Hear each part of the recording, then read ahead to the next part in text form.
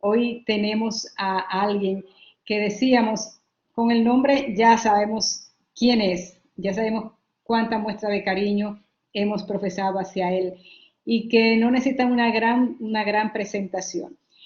Es más, yo creo que sus palabras son las que lo presentan a él. Solo tenemos que decir que tenemos a nuestro queridísimo Lendakari Juan José Ibarreche, quien ha estado con nosotros y va a estar durante este día de hoy. Juanjo, bienvenido. Eskerrik asko Togarma eta besarkada handi bat denoi.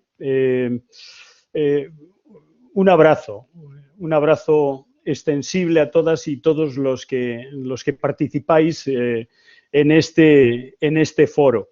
Deciros que en mi intervención voy a abordar una parte expositiva, reflexiva, con 8 ideas, y que la segunda parte de mi intervención la dedicaré a algo que en varias ocasiones se ha solicitado también en el foro, y es que comencemos a dar propuestas, que pongamos ya sobre la mesa pasos que pudieran darse, ideas que pudieran alumbrar, pasos que pudiéramos ir desarrollando desde las diferentes comunidades que formamos parte y países que formamos parte de esta reflexión en relación con el neoliberalismo.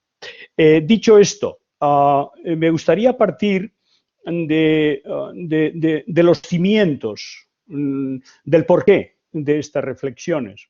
Y es que compartimos entre varias personas que en una época de distanciamiento social, que en una época en la que los viajes están impedidos, tenía más sentido que nunca el que formáramos parte de una resistencia, la resistencia de seguir poniendo ideas sobre la mesa. Las ideas no se confinan, decíamos, ¿verdad? A pesar de que vivimos lo que en ciencias sociales se denomina un cisne negro, es decir, una época oscura en la que es muy difícil ver las cosas, es muy difícil ver el futuro e incluso haber imaginado que esto que nos está ocurriendo nos podía ocurrir hace tan solo un año, año y medio. De hecho, uno de los temas que nos preocupaban para debatir de las ideas es que quienes no vimos nada hace año y medio resulta que ahora lo vemos todo, ¿verdad? Y tenemos argumentos prácticamente para resolver todos los problemas. Lo de no confinar las ideas no es baladí. Acaba de publicar un informe, ¿quién? Y el Fondo Monetario Internacional. A mí me gusta hablar del Fondo Monetario Internacional porque el Fondo Monetario Internacional es aquel que dijo que qué importa que a las personas les vaya mal si la economía va bien. Bueno, pues recientemente, el 21 de febrero de este año 2001, decía: en algunos casos, leo textualmente, los regímenes en el poder aprovechan las emergencias para incrementar el poder y reprimir la disidencia. Y añade, la experiencia COVID se ajusta a ese patrón. Y además, comenta, las protestas han caído ya al nivel, las protestas sociales en la calle, reivindicaciones en la calle, han caído a su nivel más bajo en 5 años, ¿verdad? Debido a que la crisis impide la comunicación y el desplazamiento. Pero cuidado, porque avanza que podemos estar ante grandes tensiones sociales en el medio y largo plazo, que hoy todavía no atisbamos a entender se estén produciendo. Bien, y sobre este suelo que reivindica la idea para abrazarnos, porque no podemos hacerlo de manera física, las 8 reflexiones. La primera, en relación con la importancia que tiene el que no toda la información de la que disponemos se convierte en conocimiento. De hecho, hay un gran cambio de paradigma en el siglo XXI. Hace 30 años la falta de información era ausencia de conocimiento y hoy es la abundancia de información lo que en muchas ocasiones supone la ausencia de conocimiento.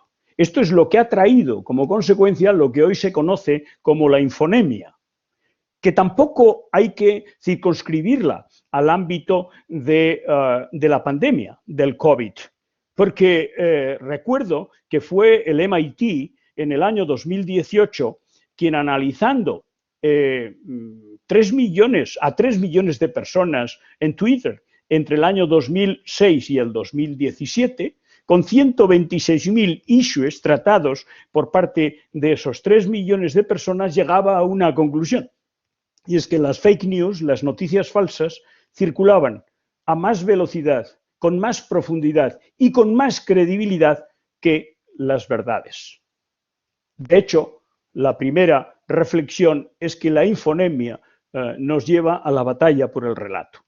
Estamos ante una gran batalla por el relato que, bueno, sería nos acercara a aquella recomendación que nos hacía Mafalda, cuando decía que tengo que aprender a leer porque si no me lo creo todo. Segunda reflexión, Homo homini lupus. El hombre es un lobo con el hombre. Hablamos de desigualdad. Esa desigualdad que le llevaba al Papa Francisco a proyectar lo que desde mi punto de vista, desde el punto de vista socioeconómico, es la innovación más importante que se ha producido en el siglo XXI. Ello le llevaba al Papa Francisco a decir que los derechos humanos no solamente se violan por el terrorismo, la represión o los asesinatos, sino también, añadía, por la existencia de condiciones de pobreza extrema y estructuras económicas injustas que originan las grandes desigualdades. Para concluir, en una encíclica, la Evangelii Gaudium, con una frase lapidaria que no hemos sido capaces de proyectar sobre el modelo neoliberal ningún economista en el mundo, cuando decía, esa economía mata. Lo cierto es que más allá de la pandemia que estamos viviendo, según Naciones Unidas, alrededor de 8.500 niños mueren al día, datos de cierre del año 2019, por no tener medicamentos o por no tener comida. Adicionalmente, el report, el Gender Gap para el año 2020, nos habla de que aproximadamente la brecha en términos de igualdad de mujeres y hombres es del 24% en el ámbito de la Unión Europea, casi el 30% en el ámbito de Latinoamérica y el Caribe. Y que dice el propio informe del Gender Gap que harían falta alrededor de 257 años para cubrir la brecha que tenemos en el mercado laboral. Con un agravante para los hombres, porque necesitamos un ejército pacífico de hombres luchando con las mujeres en favor de la igualdad. Y es que los menores salarios que las mujeres cobran en relación con los hombres por hacer lo mismo, lo que está también repercutiendo es en la baja de los salarios de los propios hombres. Al igual que ocurre con los movimientos migratorios que son utilizados en muchas ocasiones en el primer mundo para pagar también a los locales salarios de miseria. Para terminar esta fotografía, deciros que el 1% que más tiene ya más que el 99%. Y recuerdo que cuando yo comenzaba las clases de doctorado en las universidades latinoamericanas, en la Universidad Interamericana, etcétera, yo les decía que aproximadamente 98 personas en el mundo tenían más que la mitad del planeta. Los informes ya del año pasado dicen que son alrededor de 28 o 30 personas las que tienen más que la mitad del mundo. El año que viene, ¿cuántos serán? ¿20? ¿Y dentro de 2 años 15? Y la pregunta es, muy bien, ¿y así? ¿A dónde vamos así? ¿A dónde va esta gran manifestación? ¿Verdad? Que se planteaba el físico Erwin. Bien, la tercera idea es la ausencia de diagnóstico. Creo que el principal mal que tenemos es que carecemos de un diagnóstico y sin un diagnóstico es imposible que acertemos en la terapia. Es como el médico que no hace un diagnóstico, ¿para qué te va a dar la botica? ¿Qué tipo de enfermedad es la que tratará de resolver? Ortega y Gasset decía, no sabemos lo que nos pasa y eso es lo que nos pasa. Me parece que ese es un buen diagnóstico, ¿verdad?, para el mundo actual. Porque si hemos de hablar de gobernanza, porque somos inventores de grandes palabras, ¿verdad? Si hemos de hablar de gobernanza, yo me pregunto, ¿cómo se puede hablar de gobernanza en un mundo en el que democráticamente está caracterizado por la vulneración de los derechos humanos? Socioeconómicamente lo hemos visto, por una enorme desigualdad y dependencia. Políticamente, más por la potestas que por la autoritas. Es decir, no tenemos representantes en la política, en la economía, en la vida, que tengan ascendiente para poder dirigir nuestros destinos. Hay una quiebra de confianza enorme que cada vez es más grande en relación con quienes nos gobiernan, quienes tienen las máximas responsabilidades. Medioambientalmente, un mercado persa en el que estamos comprando emisiones a países de África, a países de Asia, en lugar de hacer una apuesta sincera por la sostenibilidad. Científicamente estamos más preocupados por el resultado que porque nuestros investigadores den rienda suelta a sus inquietudes, si no será imposible seguir avanzando en el conocimiento científico. Y financieramente, para terminar ya el último de los apartados, ¿qué decir de un mundo lleno de paraísos fiscales? Aquí en Europa tenemos, en el corazón de Europa, paraísos fiscales. Parecería que estamos jugando una especie de partida de tahúres. ¿Se puede hablar de gobernanza? ¿Se puede hablar de gobernanza en un mundo lleno de vetos? El mundo de Naciones Unidas, con decisiones que tienen que ser tamizadas necesariamente en el Consejo de Seguridad de la ONU por parte de los 5, de China, de Rusia, de Francia, de United Kingdom y de Estados Unidos. Todo lo que ellos no quieran queda absolutamente vetado. En el ámbito de la Unión Europea, toda la senda social, toda la carta social necesita de unanimidad. De otra forma, es prácticamente imposible caminar en esos escenarios. O qué decir, dentro del Estado español, en el que está la comunidad autónoma vasca, en relación o en relación con Cataluña, en términos de que el derecho a decidir del pueblo vasco o del pueblo catalán reside en las Cortes españolas en Madrid.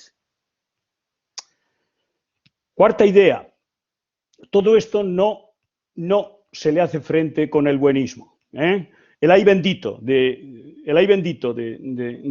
Puerto Rico. ¿Cuántas veces he dicho que la primera meta cultural que tiene que superar una parte del Caribe es superar el ay bendito, ese que se menciona en tantas ocasiones en Puerto Rico?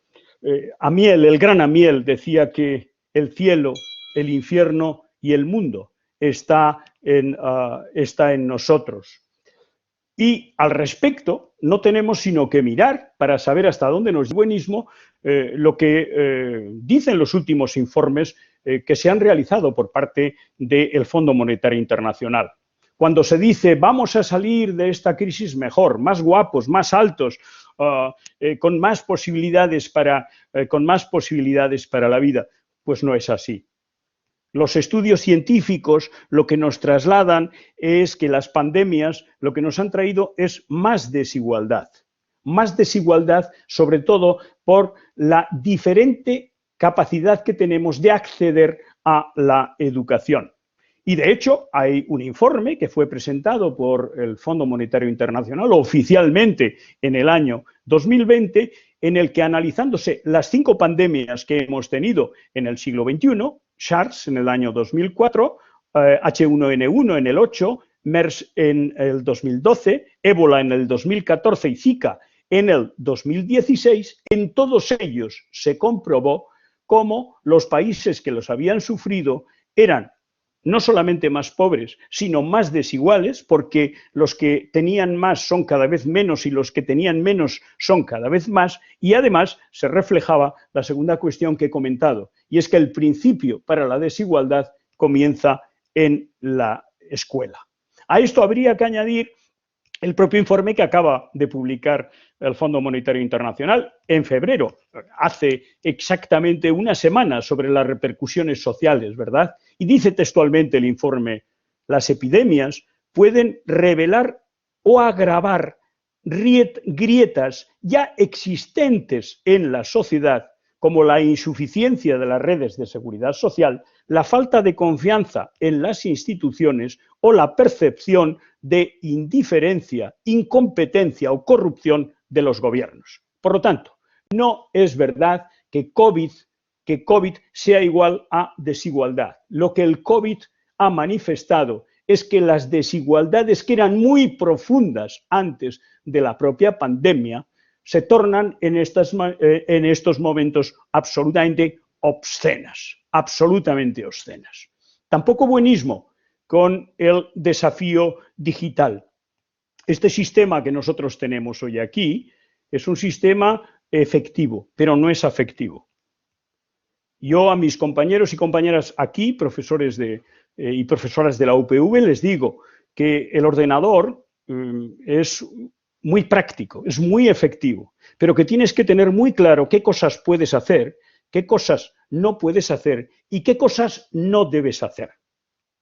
Hay cuestiones en la enseñanza y en la vida que tienen que ser hechas mirando a la gente de las personas, tocándoles, abrazándoles, y eso no nos lo da el desafío digital. Yo no creo en la televida, no creo en la telemedicina, creo, eso sí, en profesionales, hombres y mujeres, que utilizamos este instrumento para mejorar la vida, para mejorar la educación, para mejorar el sistema sanitario, para mejorar el sistema de seguridad. Y es que estamos, dentro de ese buenismo, aceptando la innovación del neoliberalismo, que se está transformando en un neoliberalismo de vigilancia. Hubo un tiempo en el que utilizábamos Big Data, utilizábamos toda la información de la que hoy disponemos para tratar de analizar los comportamientos de las personas y satisfacerlos. Pero hoy estamos ya en una nueva fase muy peligrosa, y es que estamos analizando el comportamiento de las personas por parte de las grandes corporaciones, por parte de las grandes transnacionales, no para cubrir esas necesidades, sino para transformarlas. No queremos conocer para satisfacer, queremos conocer para modificar y, por lo tanto, acercar las preferencias de las gentes a lo que nosotros tenemos para venderle, como decía el gran genio Saramago. Quinta idea, ¿esto cómo se combate? Pues de dos maneras o con dos componentes. Por un lado, humildad, por otra parte, tensión intelectual. El profesor Echenique, nuestro gran vasco universal, físico, hacía una afirmación hace algunos años que nos resultaba ciertamente inquietante. Él decía que la mayor aportación del conocimiento era el aumento de la ignorancia. Y tenía razón, porque el ignorante cree que lo sabe todo. Es el conocimiento la única herramienta que nos puede permitir salir de donde estamos. Por lo tanto, tratar de anticiparnos en lugar de responder. Estamos viendo cómo la propia pandemia nos está sometiendo a un estrés en el que a duras penas acertamos tan solo a responder, en ningún caso a anticiparnos, escuchar y empoderar. Escuchar a la gente y empoderar a la gente, a los hombres y a las mujeres y a los hombres. Si lo hacemos así, estaremos en disposición de dar cumplida respuesta a la exigencia que hoy tenemos por parte de la escuela y por parte de los gobiernos. ¿Qué exigencia tenemos en la escuela? Enseñar lo que no sabemos. ¿Qué exigencia tenemos en el ámbito de los gobiernos? Preparar para lo que desconocemos. Si queremos realmente enseñar lo que no sabemos, si queremos realmente preparar para lo que desconocemos, solo hay un camino, es el conocimiento. Es impulsar como una fórmula que no es mágica, pero que es el centro de cualquier tipo de desarrollo sano, ese polinomio que está conformado por tres variables fundamentales, que son investigación, desarrollo e innovación. Nuestro país, el País Vasco, la comunidad vasca, no el país es más que la comunidad, es también Navarra, es también Iparralde en el Estado francés, pero nuestra comunidad tiene una inversión aproximadamente en I+D, +I, del 1,85, del 1,85 en relación con nuestro Producto Interior Bruto. Hemos bajado como consecuencia de la crisis, llegamos a estar en la media europea, que es del 2,12. España, para que os hagáis una idea, está en el 1,24.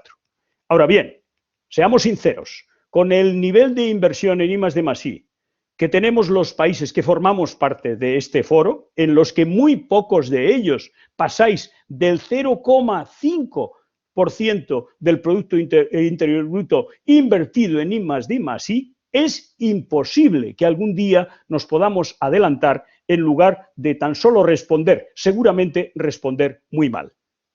Porque la inversión en ciencia es determinante para superar los problemas que nos acucian. Sexta idea, pobreza y desigualdad. Cuidado, porque el neoliberalismo tenía instrumentos para combatir la pobreza. La pobreza te acerca a una persona a la que le das el pan y a partir de ahí él tiene por proyecto político, por todo su proyecto político, besar la mano del que le da el pan. Pero la desigualdad es otra cosa. La desigualdad lo que plantea son oportunidades para la vida, es mucho más que pobreza. Es acceso a los derechos sociales, es acceso a la educación, es acceso al trabajo, es acceso a la vivienda, es acceso a la protección social, es acceso a las oportunidades para la vida. ¿Qué tenía la pobreza que hizo más sencillo para el neoliberalismo luchar contra ella? Que no era reivindicativa desde un punto de vista político. ¿Qué tiene? ¿Cuál es la dificultad del neoliberalismo para combatir la desigualdad? Que la desigualdad es reivindicativa. Porque para saber que eres desigual tienes que tener parámetros de comparación.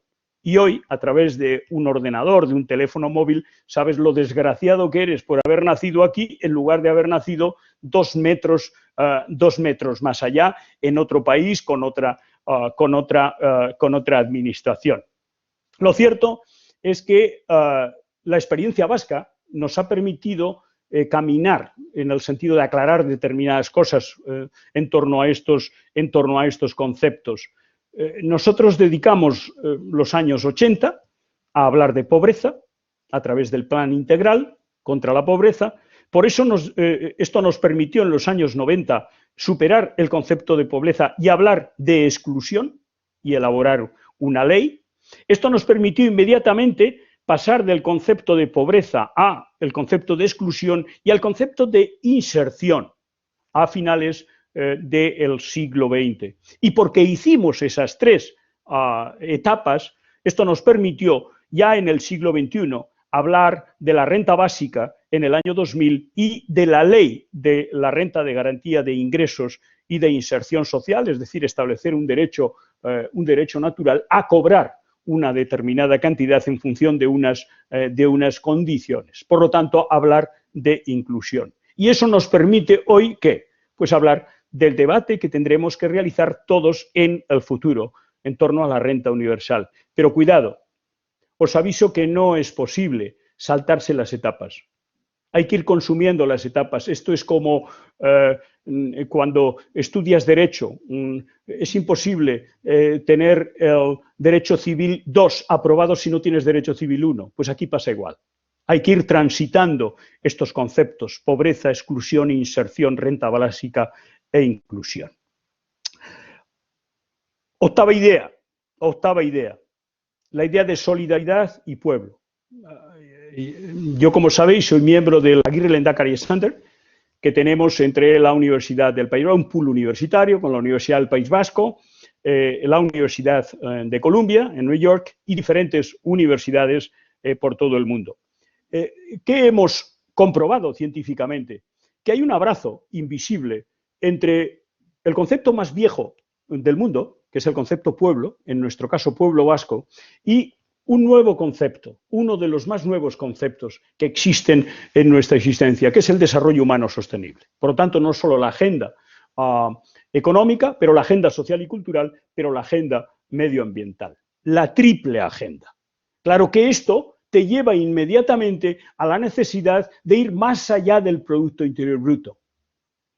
Hoy prácticamente todos medimos el Producto Interior Bruto a la semana siguiente, bueno, en algunos países no tanto, ¿verdad? Latinoamérica y el Caribe hacen muy difícil la labor de los investigadores sociales. Prácticamente son actos heroicos porque no tienes a mano todas las estadísticas que quisieras, pero en Europa el Producto Interior Bruto lo tienes al día siguiente. Claro, el Producto Interior Bruto que te da todo, todo, todo, todo. Robert Kennedy decía, poco antes de ser asesinado, que el Producto Interior Bruto te da información acerca de todo, de todo, de todo, excepto de aquellos motivos por los que la vida merece la pena ser vivida. Y estos están directamente relacionados con el bienestar, con la felicidad.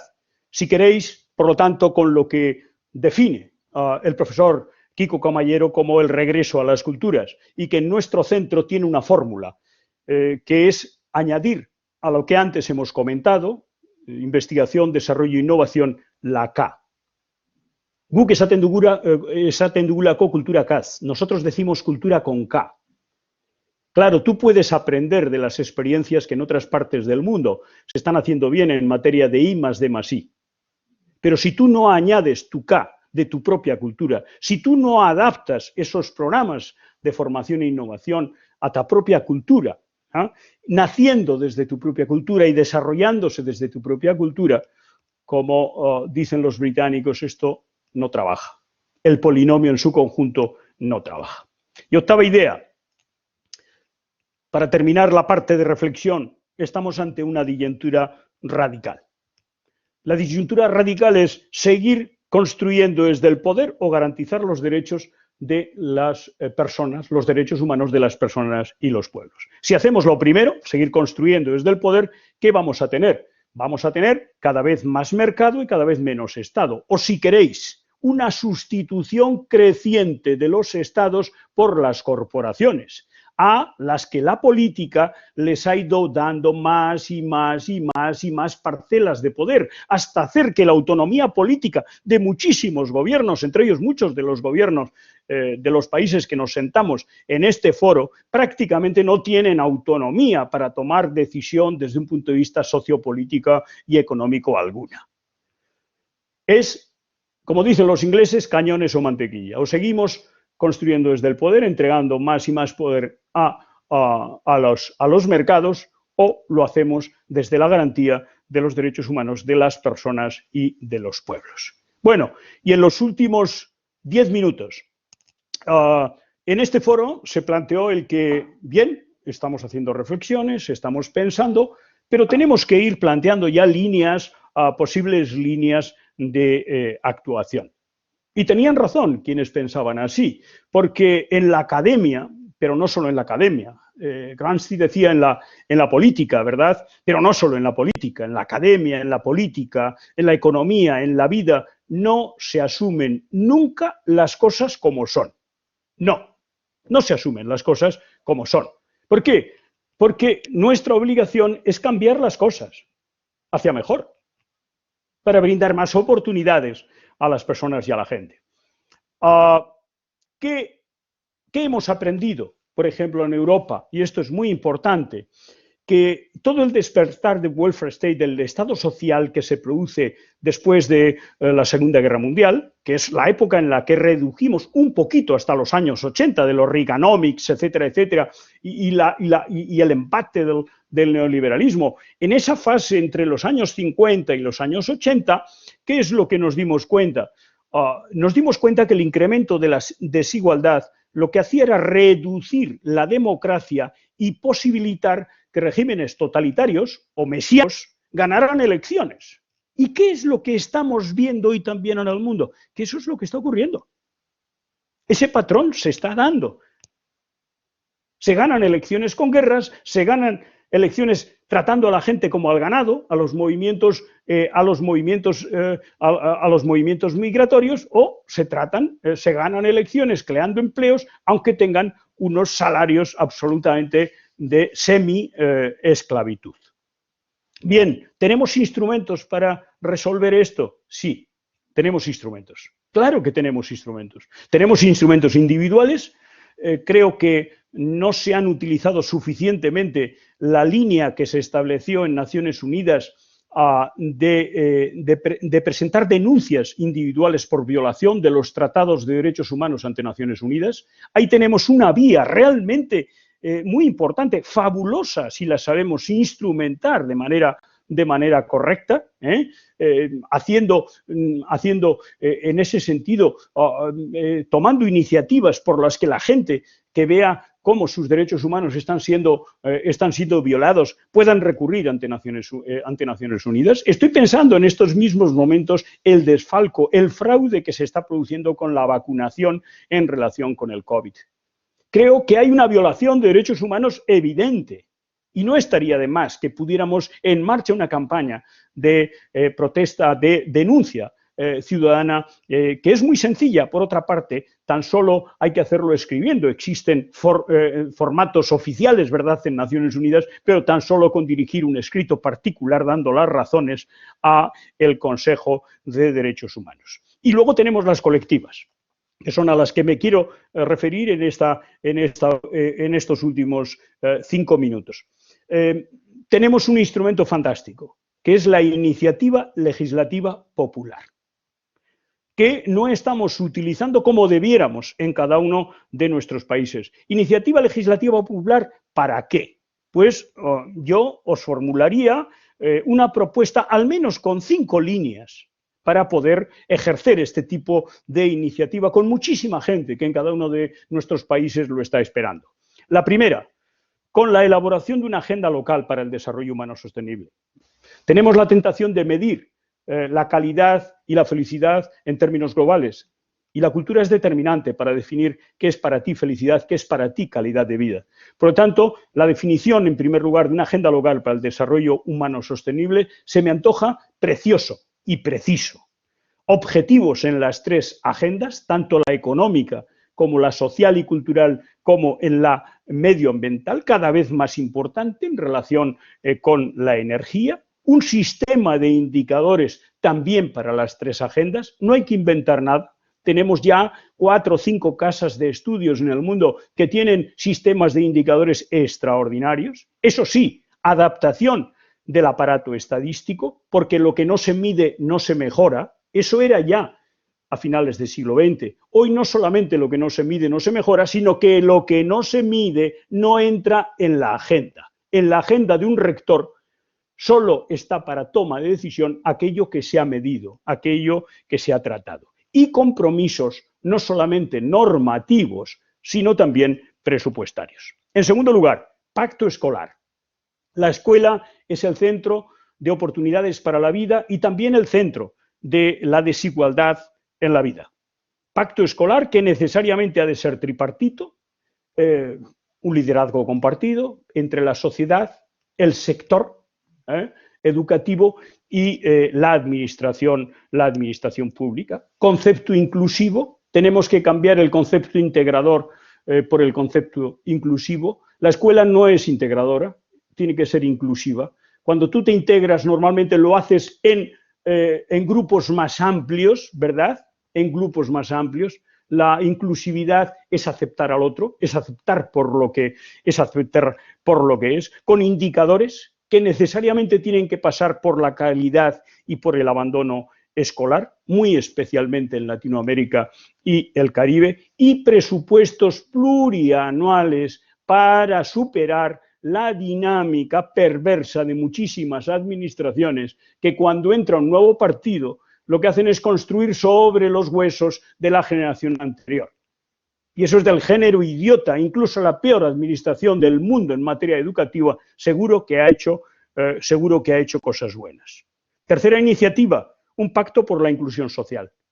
Un pacto por la inclusión social que tiene que llevar a un diagnóstico certero, real, acerca de dónde estás en relación con pobreza, con exclusión, con inclusión y con renta básica, por este orden. En cuarto lugar, la igualdad de género. Si por una razón soy optimista en relación con el mundo que tenemos delante, es por la incorporación en términos de igualdad de las mujeres a la vida en general. Yo creo que el feminismo es el proyecto sociopolítico y económico más importante del siglo XXI. Más importante del siglo XXI. No olvidemos que prácticamente hoy el mundo renuncia a casi, según los datos en el año 19 del Fondo Monetario Internacional, al 30% del Producto Interior Bruto por no tener incorporadas a las mujeres en términos de igualdad al mercado de trabajo. Y también indicadores en relación con la igualdad de género, que tiene que pasar por dos grandes elementos. A corto plazo, planes de igualdad en todas las empresas públicas y privadas y, lógicamente, con el premio por parte de las propias administraciones y sociedad. Y dos, muy importante, conciliación de la vida familiar y laboral. ¿Por qué? Porque hasta ahora, donde hemos puesto iniciativas en marcha en relación con esta cuestión, nuestro país es un país avanzado en relación con este tema, sin embargo, son casi siempre las mujeres, en casi un 80%, quienes se acogen a los programas impulsados desde las administraciones públicas para conciliar la vida familiar y laboral. Si eso es así, es que algo estamos haciendo mal. Porque tenemos que posibilitar que seamos los hombres abiertamente los que nos apuntemos, los que tomemos parte en estos procesos de conciliación de la vida familiar y laboral. Y por último, quinta iniciativa, un pacto por la innovación. Y eso requiere dos cosas. Requiere tener un diseño acertado del sistema de ciencia, tecnología e innovación. Tú no puedes hacer lo que te dé la gana. Sería muy fácil coger traducir del inglés un programa de ciencia, tecnología e innovación avanzado y ya está, ya lo tienes hecho. No, tienes que saber de dónde partes, porque si no, jamás acertarás en relación con el proyecto que vas a impulsar. Y en segundo lugar, indicadores. Nosotros estamos en el 1,85, es insuficiente. El 2,12 de la media europea es igualmente insuficiente. Pero creo que en el ámbito de este foro, bueno sería que todos trabajáramos al menos por un compromiso con estar por encima del 2% del Producto Interior Bruto en materia de I+D+I, por parte del conjunto de la sociedad. A partir de ahí podremos hacer un debate no solamente cuantitativo, sino cualitativo en torno a nuestro sistema de ciencia, tecnología e innovación. Nada más. Muchas gracias. Me quedaban 2 minutos que cedo gustosamente a los panelistas y amigos, tanto a Iñaki como a Víctor como a Kiko.